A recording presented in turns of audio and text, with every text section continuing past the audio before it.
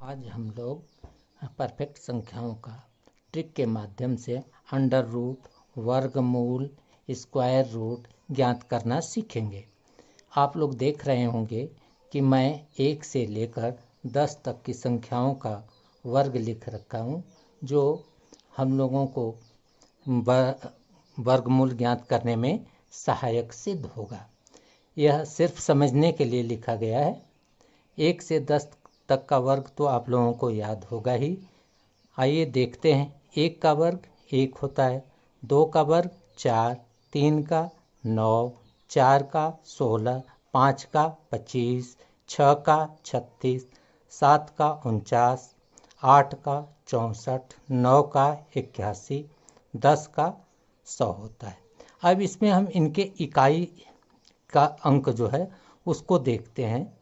यहाँ 1 में 1 है, 4, 9, 6, 5। फिर यही अंक जो है रिपीट हो रहा है, दोहरा रहा है, 6, 9, 4, 1। तो जो इनके इकाई का अंक है इनमें आपस में संबंध है। जैसे 1 किन किन इकाइयों में आया है, तो 1 में आया है और 9 में आया है। अब 4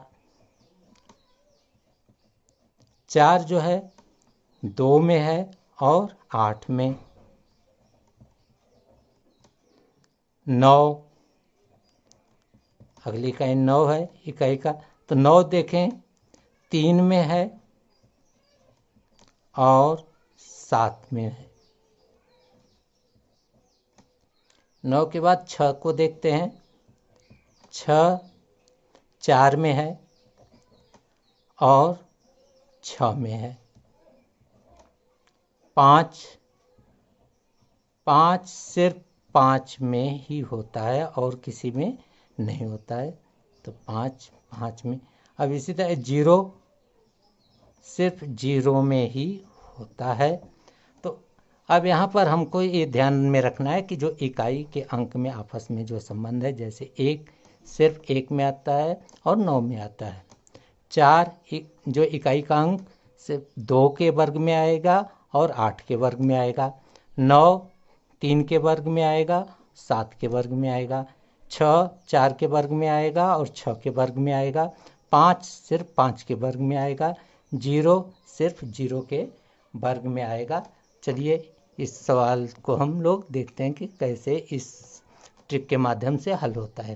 तो इसमें वर्गमूल में 2 की संख्या दाहिने तरफ से काट लेते हैं, जोड़े। तो 1 और इकाई जो है 3 और 7 में है, तो यहाँ 3 और 7 को लिखकर इसको हम अगली संख्या को देखेंगे, इसको बाद में अब देखा जाएगा। तो 7, अब 7 देखेंगे, इसका 4 से कम है, 9 से कम है और 4 से ज़्यादा है, इन दोनों के बीच में है। तो छोटी संख्या को लेते हैं। छोटी संख्या क्या है? 2।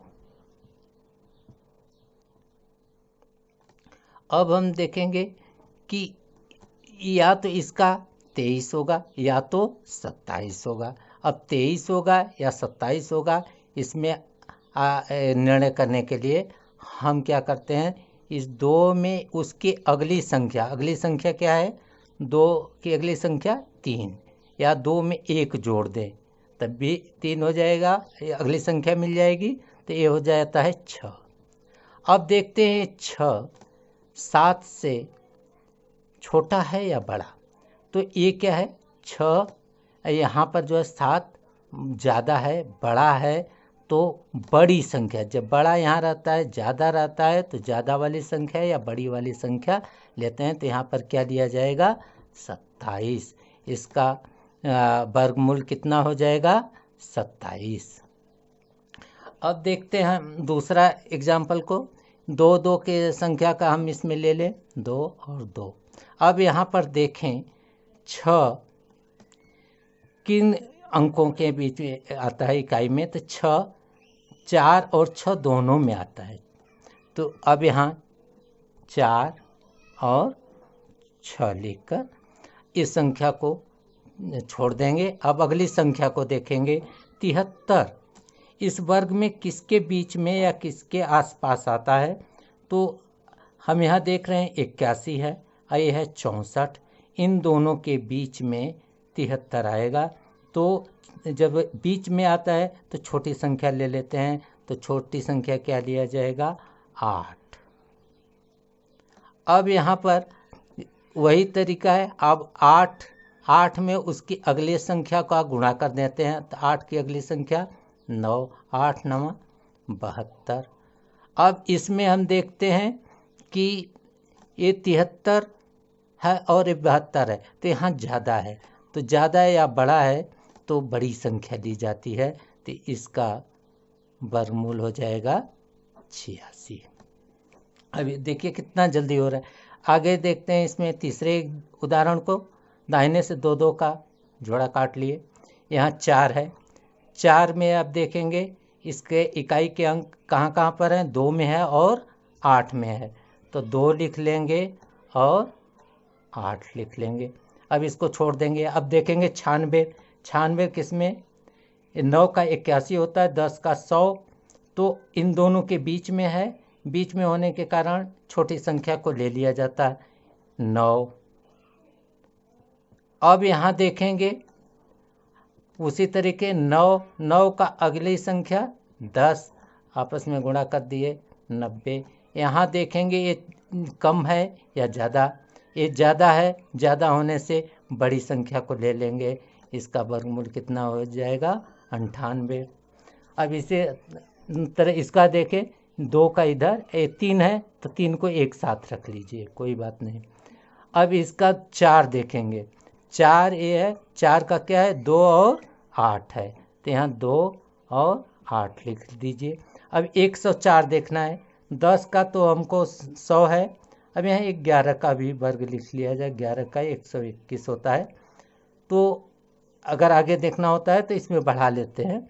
अब यहाँ पर 104 121 है और ये 100 है। इन दोनों के बीच में होगा तो छोटी संख्या को हम ले लेंगे। छोटी संख्या क्या हो गई? 10। अब हम आगे क्या करेंगे? इस 10 में उसकी अगली संख्या होगी 11। 11 का गुणा कर देंगे तो 110 हो जाएगा। अब यहाँ देखेंगे 110 और ये 104 है। तो एक छोटा है या कम है तो छोटी संख्या को ले लेंगे। इसका वर्गमूल कितना हो जाएगा? 102 हो जाएगा। आशा करता हूँ कि ट्रिक के माध्यम से आप लोग वर्गमूल ज्ञात करना सीख गए होंगे। धन्यवाद।